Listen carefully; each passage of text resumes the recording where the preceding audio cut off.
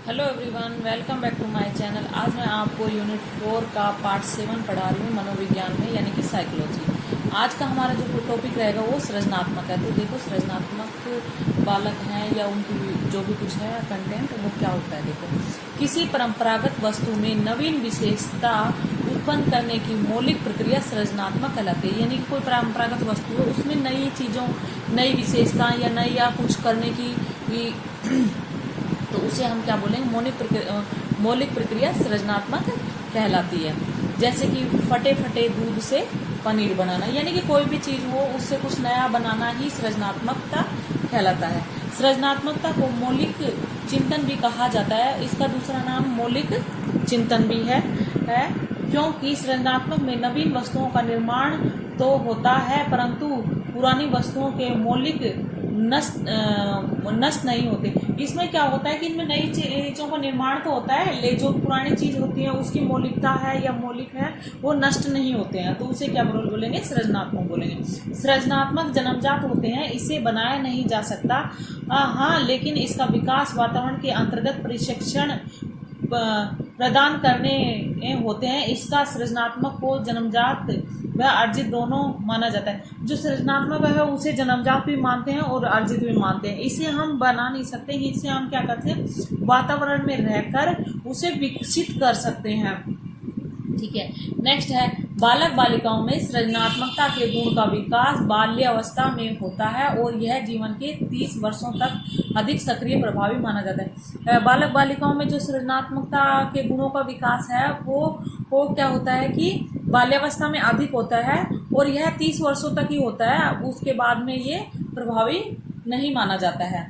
सृजनात्मक अंग्रेजी के क्रिएटिविटी शब्द का हिंदी रूपांतरण है जिसकी उत्पत्ति क्रिएट शब्द से मानी जाती है, जिसका शाब्दिक अर्थ बनाना या पैदा करना से होता है। जो सृजनात्मक तो हिंदी में बोलते हैं, इसका इंग्लिश में जो शब्द है वो क्रिएटिविटी है और इसकी उत्पत्ति क्रिएट शब्द से मानी जाती है, जिसका हिंदी में अर्थ होता है बनाना या पैदा करना। कुछ परिभाषाएं वो देखिए।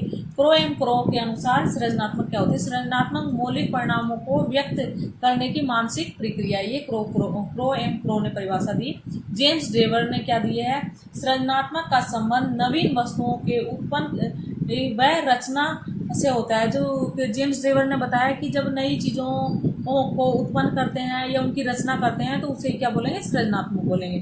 गिलफोर्ड ने देखो, सृजनात्मक का संबंध नवीन उत्पाद एवं नवीन उत्पादकता से होता है। तो सृजनात्मक का संबंध नवीन उत्पाद किसे, नवीन उत्पाद एवं नवीन उत्पादकता से माना जाता है। गिलफोर्ड ने यह परिभाषा दी, यानी कि कुछ भी चीज नया उत्पाद करना या उत्पादकता, उससे क्या बोलेंगे, उसे सृजनात्मक बोलेंगे, कोई भी नई चीज का करना। नेक्स्ट हमारा है स्टेन का वह कार्य जिसका परिणाम नवीन हो तथा यह किसी वर्ग समूह द्वारा मान्य हो, सृजनात्मक कहलाती है। वह कार्य जिसका परिणाम नवीन हो। स्टेन ने बताया कि जो हमारा परिणाम नया हो तथा किसी वर्ग समूह द्वारा मान्य हो, यानी कि हम जो भी काम कर रहे हैं वो कुछ नया कर रहे हो और कोई वर्ग या समूह हो उसके द्वारा उसे मान्यता दी जाए, तो उसे हम क्या बोलेंगे, सृजनात्मकता बोलेंगे। बेरेल के अनुसार देखिए, पूर्व की विद्यमान वस्तुओं को मिलाकर नवीन वस्तुओं का निर्माण करना सृजनात्मक कहलाता है। बेरेल ने बताया कि जो हमारी जो पुरानी वस्तु है उसको मिलाकर हम नई वस्तु का जब निर्माण करते हैं तो उसे हम सृजनात्मक कहते हैं। ड्रेवर ने क्या बताया, देखो, ड्रेव हॉल ने सृजनात्मक वह योग्यता है जिससे व्यक्ति नवीन रचना करता है, यानी कि सृजनात्मक वह योग्यता है जिससे व्यक्ति क्या करता है, नवीन रचना करता है। टॉरेंस ने क्या बताया, सृजनात्मक एवं ऐसी घटना है जिसकी व्यक्ति एवं नवीन संप्रदाय का निर्माण करता है, यानी कि उन्होंने बताया कि सृजनात्मक एक ऐसी घटना है जिससे व्यक्ति एक नवीन संप्रदाय का निर्माण करता है। अभी सृजनात्मक का स्वरूप देखिए। सृजनात्मक जन्मजात व अर्जित दोनों प्रकार के होते हैं। तो मुख्यतः व्यक्ति में सृजनात्मकता के गुण जन्मजात होते हैं, परंतु उनका विकास वातावरण प्रशिक्षण के माध्यम से होता है। अतः सृजनात्मक जन्मजात एवं अर्जित दोनों होते हैं। इस जो सृजनात्मकता होती है, बालक हो या कोई भी व्यक्ति हो, उसमें जन्मजात भी हो सकते हैं और कुछ अर्जित भी हो सकते हैं। तो ये बताया इसमें। और उनको क्या है कि हम किसी वातावरण में रहकर हम उसका विकास कर सकते हैं। विविधता, सृजनात्मक में अनेक कार्यों को श्रेष्ठ रूप से करने का भाव निहित होता है तथा उसे भिन्न भिन्न प्रकार से भी किया जा सकता है। इस कारण सृजनात्मक में विविधता का गुण भी निहित है। तो सृजनात्मकता में क्या है कि विविधता भी पाई जाती है। वो कैसे पाई जाती है वो देखिए, एक कोई भी होगा वो अनेक कार्य करेगा और वो डिफरेंट टाइप्स के कार्य करेगा, तो क्या है कि उसमें भिन्नता पाई जाती है। सृजनात्मक बुद्धि से भिन्न होते हैं। तो सृजनात्मक एवं बुद्धि दोनों ही अलग अलग तत्व होते हैं, यानी कि सृजनात्मकता और बुद्धि क्या है, दोनों अलग अलग होते हैं। करो कि यह आवश्यकता नहीं कि एक परिभाषाली बालक में सृजनात्मक गुण अधिक होते हैं, क्योंकि एक सामान्य बुद्धि के बालक में भी सृजनात्मक गुण अधिक हो सकते हैं। ये एक वो फैक्ट नहीं है कि प्रतिभाशाली बालक में ही सृजनात्मक गुण अधिक होते हैं, नहीं। एक जो मंद बुद्धि बच्चा होगा या सामान्य बुद्धि बच्चा होगा ना, उसमें भी सृजनात्मक गुण अधिक हो सकते हैं, क्योंकि एक क्रिएटिविटी है। नोट पॉइंट देखिए, सृजनात्मक एक बुद्धि में सकारात्मक संबंध पाया जाता है।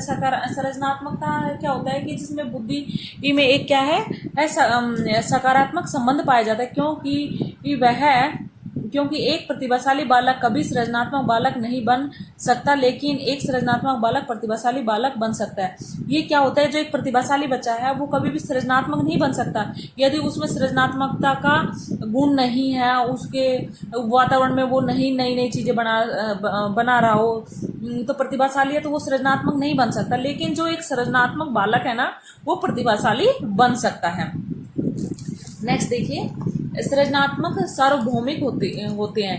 किसी समय परिस्थिति के अनुसार सृजनात्मक विचार उत्पन्न किए जा सकते हैं, यानी कि सृजनात्मक ये सार्वभौमिक होते हैं। ये किसी परिस्थिति के अनुसार हम इसमें विचार उत्पन्न कर सकते हैं। अपसारी चिंतन देखिए, सृजनात्मक का संबंध अपसारी चिंतन से होता है, क्योंकि सृजनात्मक में किसी एक वस्तु के संदर्भ में अनेक प्रकार से विचार मौलिक चिंतन किया जाता है।